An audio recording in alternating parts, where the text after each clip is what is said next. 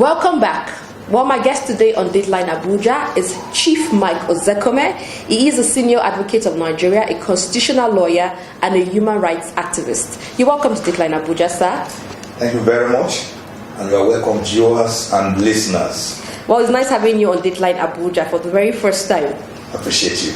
Well, today we'll be talking about good governance. So, as a lawyer, as a human rights activist, what would you define good governance as? Well, good governance is a concept that is multifarious and not really capable of one definition.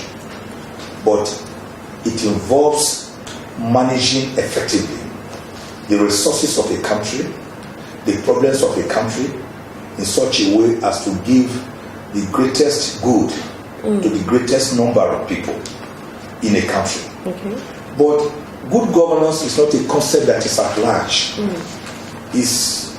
It's not a concept that is inscrutinable or indefinable. It has certain attributes, certain characteristics. One of them is that for a country to be said to have good governance, the government must be participatory. It must involve the governors or the government and the governed, the people, the civil populace. They must be involved so that it will not be a monologue or a soliloquy. Yeah. The government, for example, cannot decide for the people of a particular way that we want to give you water. Ask the people, what do you want?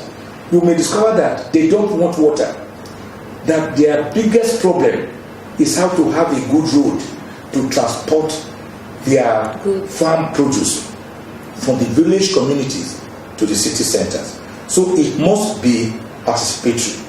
A second attribute is that good governance must be accountable. The government must be accountable to the people. You do not scream at them. You do not bounce on them. You do not bamboozle them or browbeat them. You must be accountable to the people. Every kobo that you derive, that you get, that you spend, let the people know exactly what you are doing. A third attribute is that good governance means that there must be transparency. The government must be transparent. Shouldn't be opaque. We shouldn't be jealous-faced, looking this way and looking that side.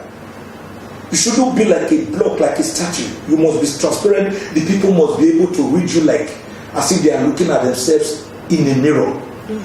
Another attribute, a fourth attribute, is that for there to be good governance, the government must be responsive to the needs of the people. What do the people want?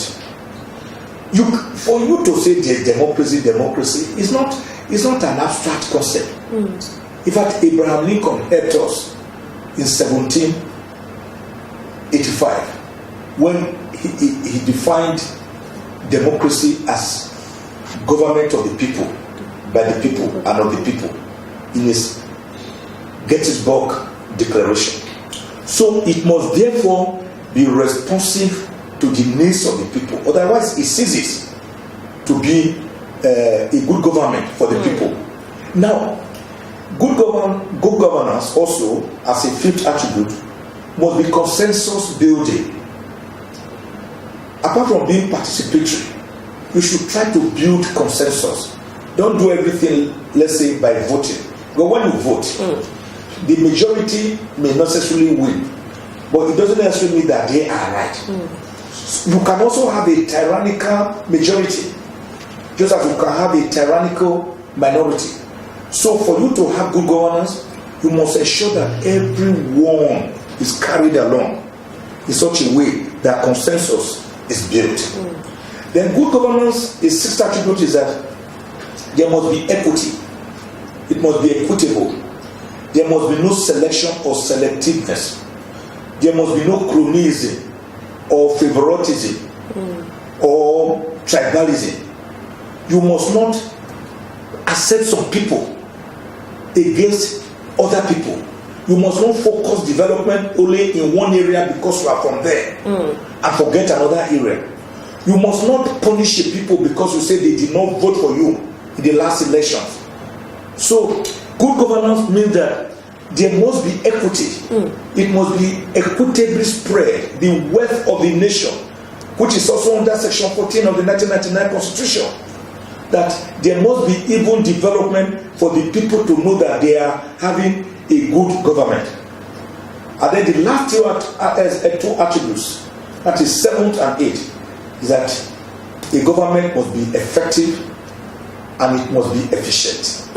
There must be no space for wastage. You must block all loopholes. You must not be docile. A government should not suffer docility. You can see when you look at the President of America, every day, 365 days in a year, 24/7, you know where the president is, what he's doing. If he has to go on vacation, you know, they even tell you where he has gone to, how he's even sunbathing. Because the government is effective. Everybody is moving, is working. And effectiveness brings about efficiency. And then when you give people their different roles, Adam Smith's concept of division of labor comes in, and it leads to specialization. And then you begin to see maximization of natural resources, effective mobilization of human resources, and then you begin to see growth, and growth leads to development, and with development there's happiness for the larger.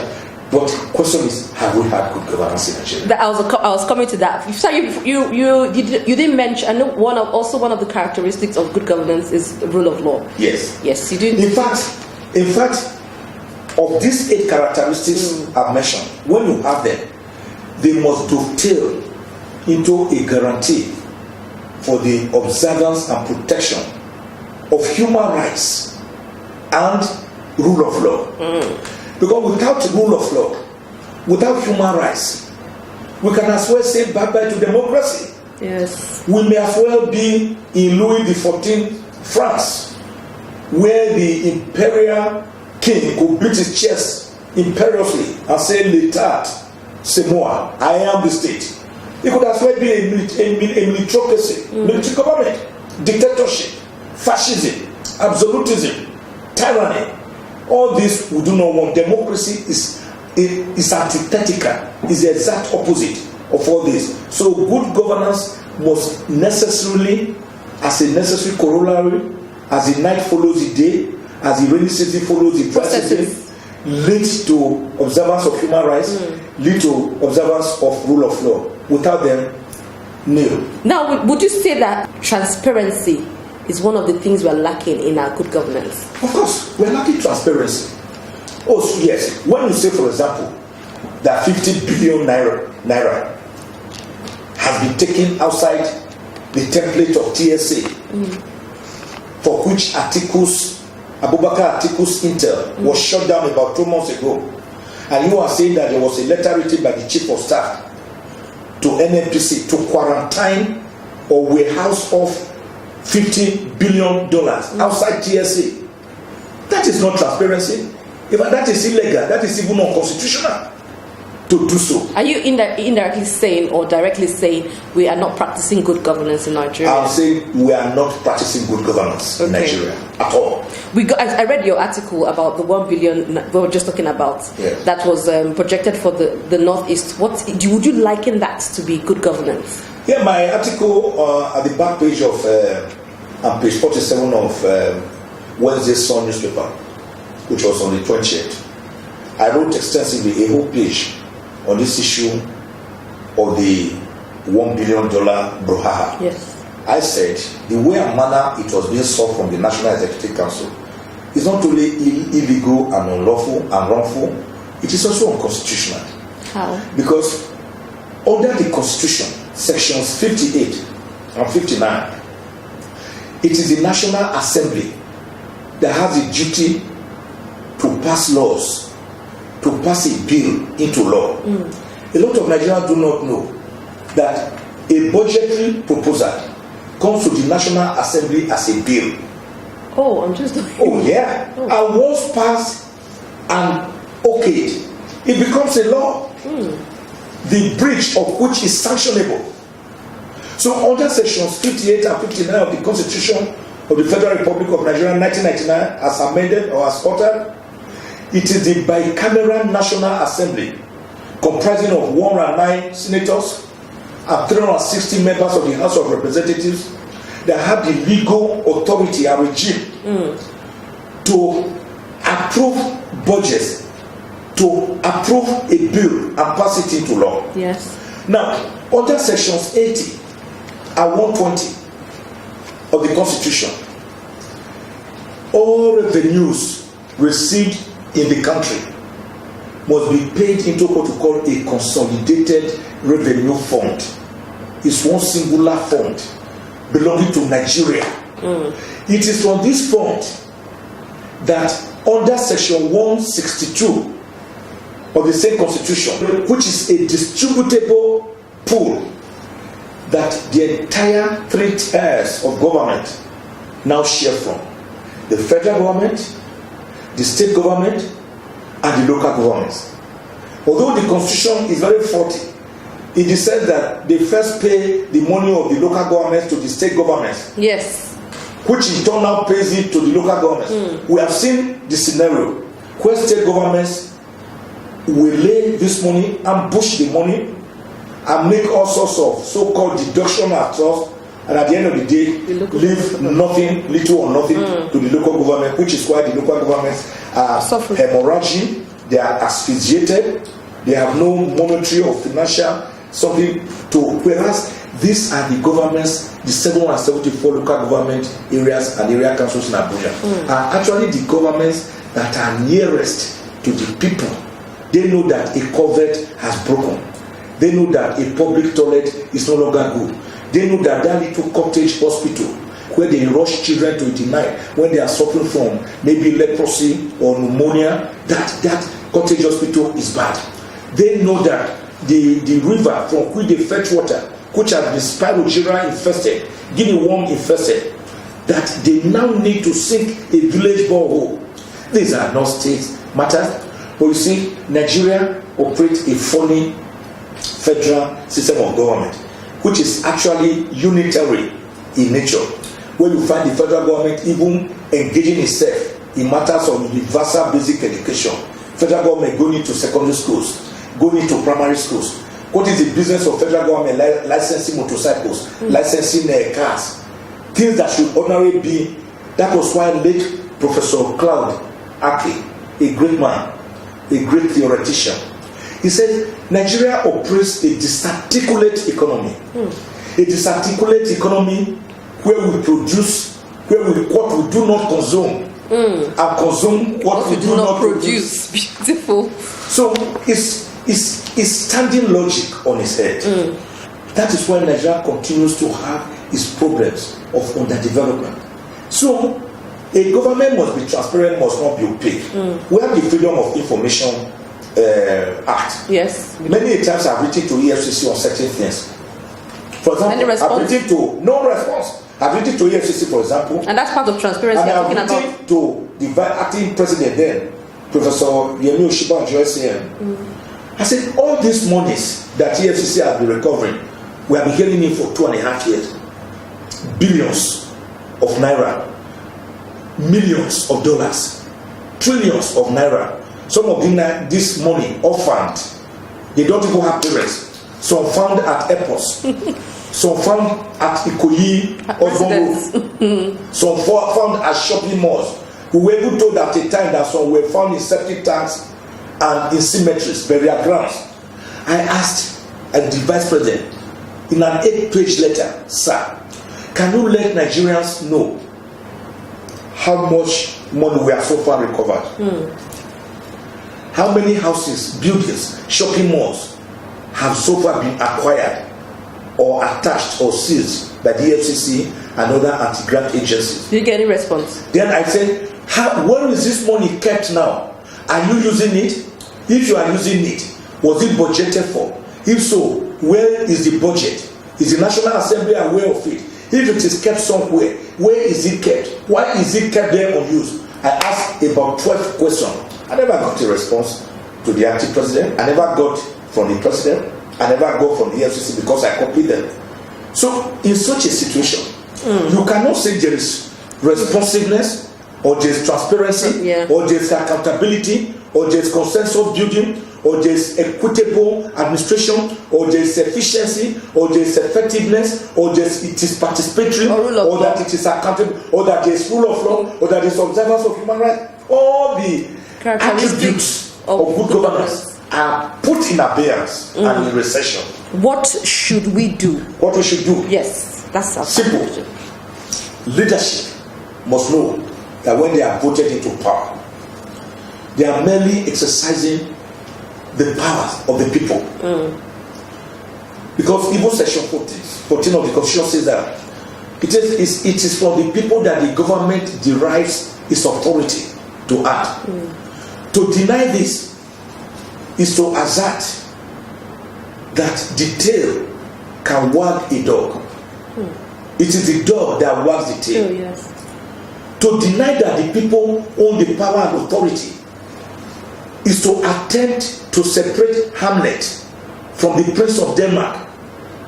To deny that the people have the power and the authority to control those that they have elected into position to be accountable and responsive to them is to assert that 6 is different from half a dozen.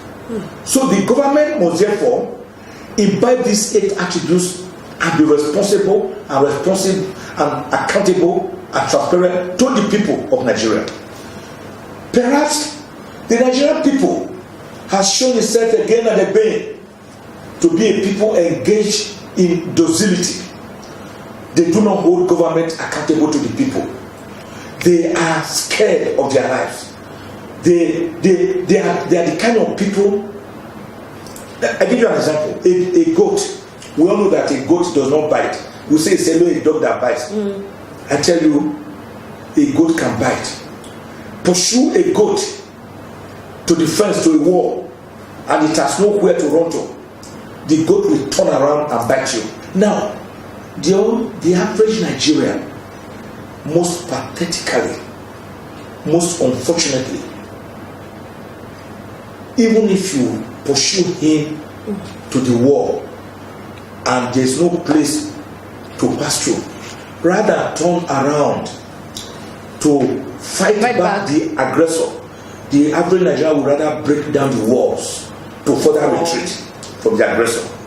So we are a very scared people, very, very bamboozled people who want comfort, who want to hide in the comforts of their homes.